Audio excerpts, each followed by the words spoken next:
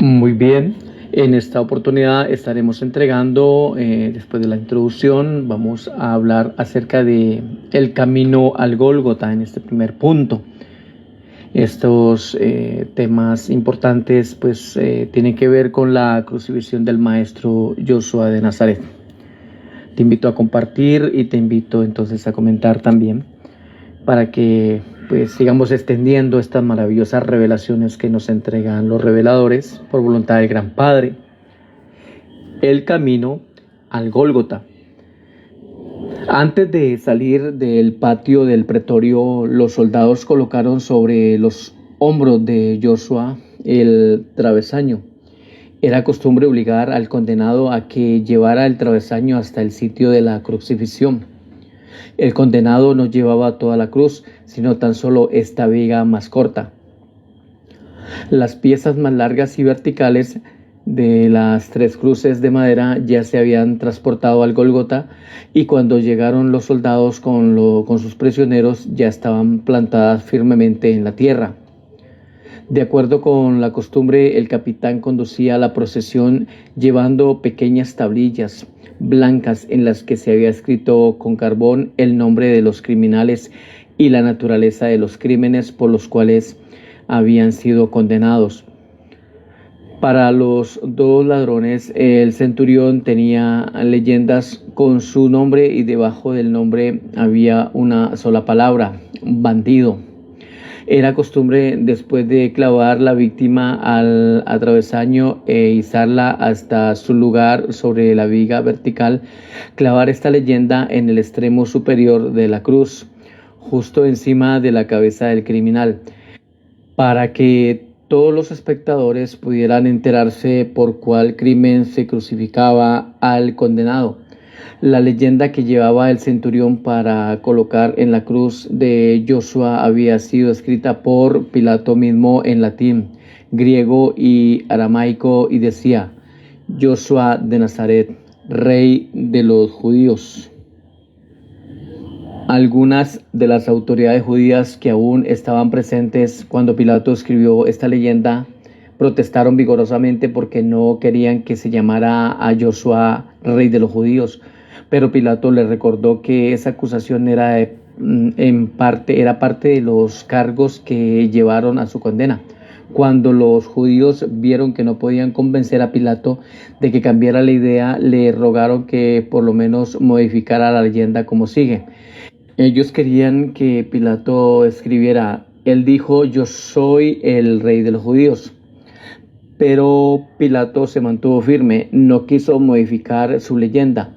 Ante todas las súplicas, él tan solo contestó: lo que he escrito, he escrito. Generalmente era costumbre viajar al Gólgota por el camino más largo para que mayor número de personas pudieran ver al condenado, pero ese día fueron por el camino más directo, saliendo por la puerta de Damasco, que se abría al norte de la ciudad, y siguiendo este camino pronto llegaron al Gólgota, al sitio oficial de Jerusalén para las crucifixiones. Más allá del Gólgota estaban las villas de los pudientes, y del otro lado de la carretera estaban las tumbas de muchos judíos ricos. La crucifixión no era un tipo de condena de los judíos. Tanto los griegos como los romanos habían aprendido este método de ejecución de los fenicios. Aún Herodes, a pesar de su gran crueldad, no llegó nunca a practicar la crucifixión. Los romanos nunca crucificaron a un ciudadano romano. Este tipo deshonorable de muerte se usaba tan solo para los esclavos y los pueblos súbditos. Durante el sitio de Jerusalén, tan solo 40 años después de la crucifixión de Joshua, el Gólgota entero se cubrió de miles y miles de cruces, sobre las que día tras día pereció la flor de la raza judía. En verdad, una cosecha trágica de lo que se sembraba en este día. Los judíos sembrando muerte y recogiendo muerte. A medida que pasaba la procesión de muerte por las angostas calles de Jerusalén, muchas judías de corazón tierno, que habían oído las palabras del buen ánimo y compasión de Joshua y que conocían su vida de ministerio amante, no pudieron contener el llanto al ser conducido a una muerte tan innoble. A su paso, pues, muchas de estas mujeres lloraban y se lamentaban. Cuando algunas de ellas se atrevieron a caminar a su lado, el maestro volvió hacia ellas la cabeza y les dijo: Hijas de Jerusalén, no lloréis por mí, sino más bien por vosotras y por vuestros hijos. Mi obra está casi terminada, pronto iré a mi Padre, pero los tiempos de tribulaciones tremendas recién empiezan para Jerusalén. He aquí que vendrán días en que diréis: bienaventuradas las estériles y las de pechos que no amamantaron jamás a sus pequeños. En aquellos días imploraréis que caigan sobre vosotras las rocas de las colinas para libraros de los terrores en vuestras tribulaciones. Estas mujeres de Jerusalén en verdad eran valientes al manifestar compasión por Joshua, porque estaba estrictamente prohibido por la ley mostrar sentimientos caritativos por el que iba a ser crucificado. Tremenda las leyes injustas de estos judíos. Se permitía que el gentío se le mofara al condenado, que se burlara de él o lo ridiculizara, pero no se permitía que se expresara compasión alguna. Por eso hoy también vemos cuando estos genocidas azotaban Gaza, cuando mataban gente y aún niños, ellos se gozaban y bailaban. Por eso también han estado recogiendo de lo que han sembrado. Y esto es desde tiempos antiguos. Miremos acá en estos tiempos. Se gozaban cuando alguien iba a ser crucificado. Se burlaban y lo ridiculizaban.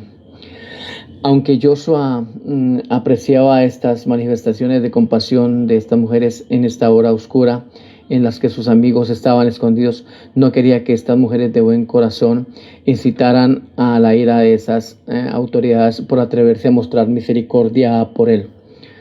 Aún en este momento, Joshua poco pensaba en sí mismo, sino que pensaba en los días terribles de tragedia que caerían sobre Jerusalén y sobre toda la nación judía. Y hoy estamos viendo todo eso. Mientras el maestro trastabillaba camino de la crucifixión, estaba muy cansado, estaba casi exhausto. No había comido ni bebido desde la última cena en la casa de Elías Marcos. Tampoco le habían permitido que disfrutara de un momento de reposo. Además, hubo de soportar un interrogatorio tras otro hasta la hora de su condena, sin mencionar los azotes abusivos, el sufrimiento físico y la pérdida de sangre. Además de todo esto estaba su extremada angustia mental, su aguda tensión espiritual y un sentimiento terrible de soledad humana. Poco después de pasar por la puerta de salida de la ciudad, al tropezar, Joshua bajó el travesaño. La fuerza física lo abandonó por un momento y cayó bajo el peso de su enorme carga. Los soldados le gritaron y lo patearon, pero él no podía levantarse. Cuando el capitán vio esto, sabiendo todo lo que Joshua había soportado, mandó a sus soldados que desistiesen. Luego ordenó a uno que pasaba, un tal Simón de Cirene, que tomara el travesaño de los hombros de Joshua y lo obligó a llevarlo por el resto del camino hasta el Gólgota. Este Simón había venido de Cirene en el norte de África para asistir a la Pascua. Paraba con otros cireneos en las afueras de los muros de la ciudad e iba camino al templo para asistir a los oficios cuando el capitán romano le mandó que llevara el atravesaño de Joshua. Simón permaneció allí todas las horas que tardó el maestro en morir en la cruz, hablando con muchos de sus amigos y con sus enemigos. Después de la resurrección y antes de irse de Jerusalén, él se convirtió valientemente al evangelio del reino y cuando volvió a su hogar, condujo a toda su familia al reino celestial. Sus dos hijos, Alejandro y Rufo, fueron maestros muy eficaces del nuevo evangelio en África, pero Simón nunca supo que Joshua, cuya carga él llevó, y el tutor judío que cierta vez había consolado a su hijo lesionado, eran la misma persona.